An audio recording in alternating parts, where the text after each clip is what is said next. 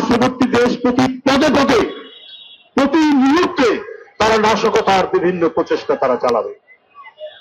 তাদের অভ্যুত্থানের পর্যায়ে তারা চট্টগ্রামকে ভারতের অংশ বলে দাবি করবে বলেছে।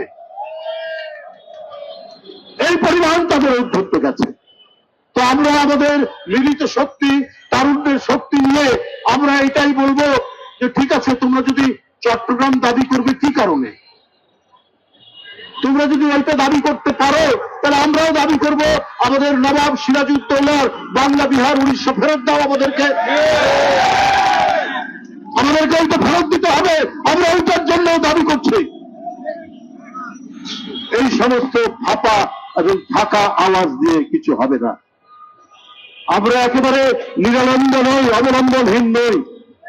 আমরা বাংলাদেশের মানুষ, আমরা সর্বোচ্চ প্রযুক্তি ব্যবহার করতে জানি। আমরা আমাদের দেশকে রক্ষা করার জন্য আকাশ, পাতাল, ভূমি, পানি প্রত্যেকটি জায়গায় আমাদের যে শক্তি, আমাদের যে সশস্ত্র বাহিনীর, আইনসঙ্গত বাহিনীর যে শক্তি, সে শক্তিও কিন্তু কম নয়।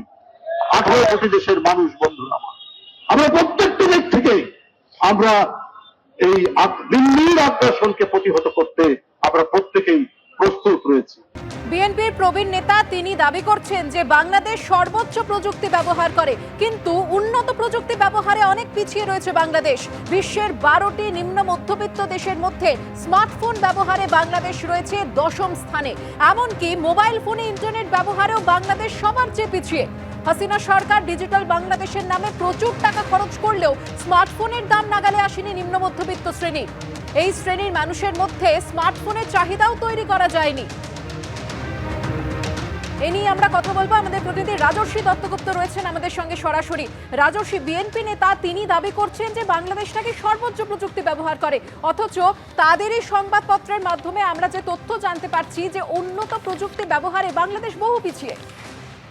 আসলে তোমাকে বলবো যে সার্বিকভাবে একটা বিভ্রান্তিকর পরিস্থিতি এবং অবস্থা তৈরি করার চেষ্টা চলছে বাংলাদেশে, এরকমটাই রাজনৈতিক বিশ্লেষকরা দাবি করছেন। কারণ যা ঘটনা ঘটছে এবং যা বাস্তব, এই দুটোর মধ্যে কিন্তু অনেক রকম ফারাক রয়েছে, ব্যবধান রয়েছে। যেমনটা তুমি বললে যে বিএনপি নেতা হুমকির সুরে ভারত বিরোধী কথা বলছেন, ভারতকে হুমকি দিচ্ছেন। উন্নত প্রযুক্তি বাংলাদেশ ব্যবহার করে, উন্নততর প্রযুক্তির ব্যবহারের মাধ্যমে বাংলাদেশ এখন সর্বোচ্চ স্থানে রয়েছে। যে কোনো মুহূর্তে বাংলাদেশ ভারতবর্ষের মুখোমুখি হতে পারে। এই ধরনের নানা কথা শুধু রিজভী নন, একের পর এক বাংলাদেশের নেতারা বলে চলেছেন, বিভিন্ন দলের, বিভিন্ন সংগঠনের, এমনকি প্রাক্তন সেনাকর্তারাও। এইরকম একটা আবহ তৈরি হচ্ছে, অথচ বাস্তবটা হচ্ছে যেটা পরের তথ্য, যেটা আমরা প্রথম আলো সূত্রে জানতে পারছি, যে বাংলাদেশে ডিজিটাল স্মার্টফোন যেটা প্রত্যেকের হাতে এখন রয়েছে এবং ভারতবর্ষে যার তুমুল চাহিদা, বাংলাদেশে সেই চাহিদা, সচেতনতা কোনোটাই তৈরি করা যায়নি। এমনকি বাংলাদেশের মানুষ, অধিকাংশ মানুষ এখনও স্মার্টফোনে ইন্টারনেট সংযোগের বাইরে রয়েছেন। এই ডিজিটাল ফোন ব্যবহার করা, তার চাহিদা তৈরি করা, সচেতনতা ডিজিটালি বৃদ্ধি করা, এই কোনোটাই বাংলাদেশে হয়নি। এবং নিম্নবিত্ত দেশগুলোতে ইন্টারনেট সংযোগযুক্ত স্মার্টফোন ব্যবহারে বাংলাদেশের স্থান 10ম স্থানে, অর্থাৎ একেবারে নিচের দিকে। অথচ মুখে বলা হচ্ছে যে বাংলাদেশ উন্নত থেকে উন্নততর প্রযুক্তি ব্যবহার করছে, বাংলাদেশ প্রযুক্তিতে বিভিন্ন ক্ষেত্রে সর্বোচ্চ স্থানে রয়েছে, কিন্তু তা আদপেই নয়। যেমনটা আর্থিকভাবে বাংলাদেশ ক্রমশ পিছিয়ে যাচ্ছে এবং এই যে অন্তর্বর্তী সরকার তৈরি হয়েছে, তারপরেও একের পর এক দেখা যাচ্ছে বাস্তব রিপোর্টে, যে বাংলাদেশের রিপোর্টেই দেখা যাচ্ছে যে আর্থিকভাবে এই চলতি আর্থিক বছরে বাংলাদেশে রাজস্ব ঘাটতি একটা তীব্র থেকে তীব্রতর জায়গায় গিয়ে পৌঁছচ্ছে।